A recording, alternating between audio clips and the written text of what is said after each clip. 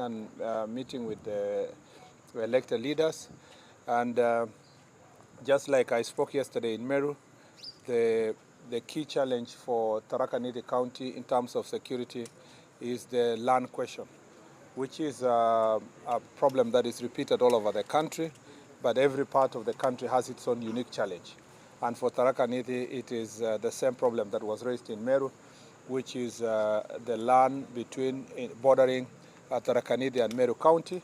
And a lot of it is to do with land ownership, lack of titling in some places, double or triple claims to land in some of the places. And this issue has been persistent for so many years. We have a commission that was established by Parliament. Its report is there. We have also many other initiatives that have been done locally with the different administrations. And I think that this issue, we must navigate it in a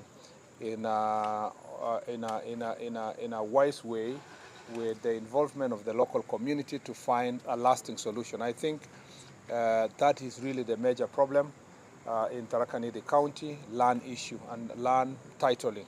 So part of the problem is going to be resolved by Ministry of Lands giving titles to landowners, and then the rest of the problem is by resolving disputes that are existing between individuals and either who have claim to the title vis-a-vis those who are actually physically occupying the land. So those disputes need to be navigated in a very wise way to avoid inter-community fights. On the other hand, we have also issues related to human-wildlife conflict. As you know, this county also borders Meru National Park, and therefore human-wildlife conflict is being managed by the Kenya Wildlife Service, and we are happy that they are engaging the team, and a lot of effort is being put towards compensations, and we just want to listen to wananchi to see how to make it even more, to make it prompt in terms of resolving that problem. A recent phenomenon that has come up is illegal herders within the national park who end up causing conflict, sometimes stealing livestock from the locals of Tharaka-Nithi County. Again, we are working very closely with KWS to flush out illegal herders who come into the national park and take advantage of that opportunity to steal livestock from the local farmers from this county. Other than that, there is also resurgence of illicit brew and second generation alcohol. There are some of which are brewed in homesteads, and we have ongoing crackdown. We just need to upscale it, and I'll be listening to the chiefs and assistant chiefs to see why they are unable to nip this problem in the bud before it becomes a problem that requires national attention, because the systems that we have should be such that the response must be prompt and must also happen in every locality. So the question is, maybe we will be looking at the relationship between the chiefs, the assistant chiefs, and the enforcers, the police officers who are involved in enforcement. As you know, we've just rolled out Ngapu police unit, and that will also enhance the capacity of the administrators, whether it's chiefs, assistant chiefs, or the assistant county commissioners, to be able to respond to such challenges promptly, having at their disposal enforcement officers who they can work together to make sure that law and order is maintained in every part of our country. Until then, we just need to make sure that the existing security architecture led by the OCS in every police station across the country are doing their job, working together with the chiefs and assistant chiefs to make sure that we do not have to have a national campaign or a national crackdown on alcohol and drugs. It should be everyday duty of the law enforcing officers to make sure that the country is safe. Otherwise, relative to many other parts, this is a very wonderful place to live in. A lot of, the scale of the challenges, unlike other parts where we have raids and banditry and so forth, here in Tharaka-Nithi, that is really what is affecting us. Thank you. Yes, just one question in terms of national security. The families of the 4 young men who are being connected to be documented by BBC, they're saying it's unfair that the small boys are being, wanted for issues to do with false publication, cybercrime, in relation to that particular production. But they say that if it's a matter of false publication, then it should be BBC that is indicted. And so they're worried that those kids face a jail term, possible jail term of 10 years. But according to you and Wakili, you're also a lawyer, CS, do you see any crime that was committed maybe in the publication? Big issues of investigations, particularly when you talk about the case of publications and so forth, these are things that are in the domain of the DCI. I have no, to be very honest, I cannot involve myself in looking at evidence and looking at who is culpable or not. It will be akin to me interfering with the work of the DCI and the National Police Service. As you know, that they have operational independence when it comes to investigations. Our duty is to make sure that they are facilitated to do so, and to do so in an environment that appreciates the Constitution, laws and the policies that are in place.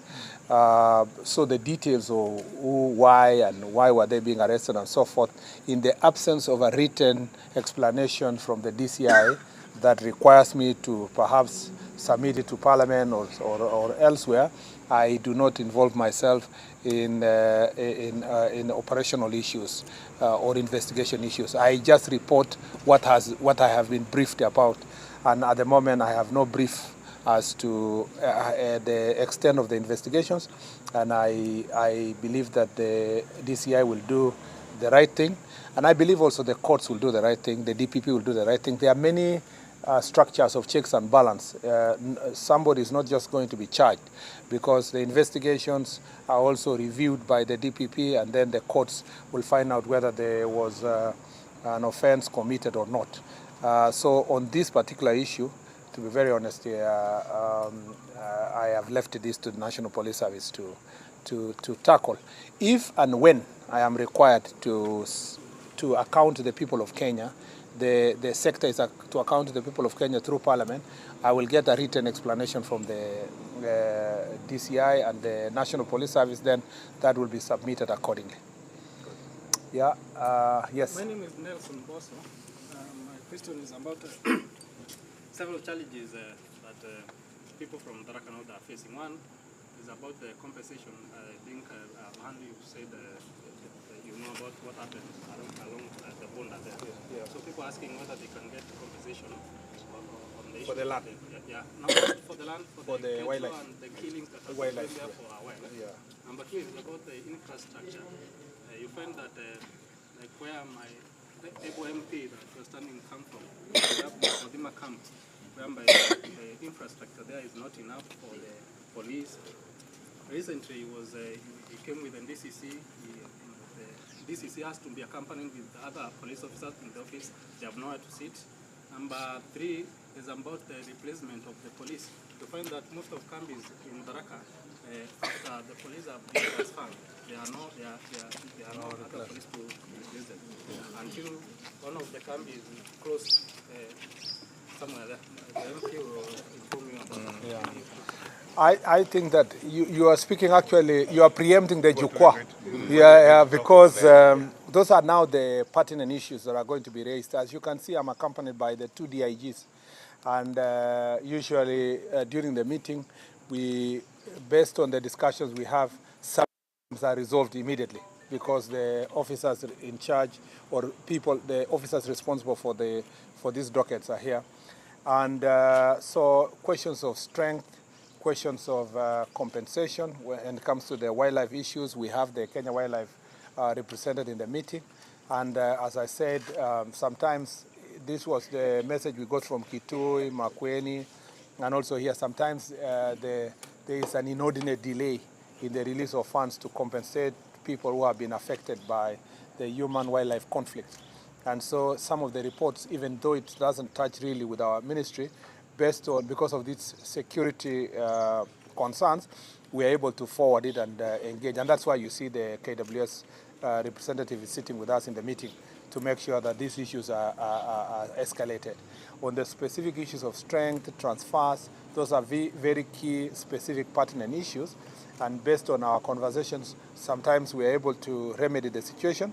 The others will be remedied when we finally hire the 10,000 police officers that we intend to advertise in maybe another 1 month, so that we intended to do this month. So if we are able to beat the deadline by the end of this month, that's well and good.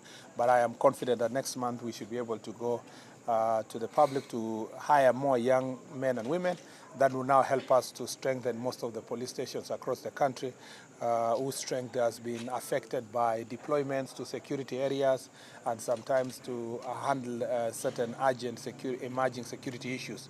But during the discussion, we will benefit from that discussion. It's also important to note that when wananchi ask for a DCC to come to sub-county, sometimes we object in the office and say that no, just wait until we build the infrastructure. But it's wananchi who say, no, don't mind. Yeah, that guy will come and live with us in our homes. Let him first come, we solve the problem, then let the buildings and the car and the So we are always caught in this situation. And you know, wananchi ask this, and your leaders, they ask knowing that once the DCC is in place, they will come back and say, how can a DCC just be here without an office? Yeah, so sometimes we are caught in that situation, and you will see it in the discussion today. Thank you very much. Thank you. Asanteni sana. Oh, we are going to? I thought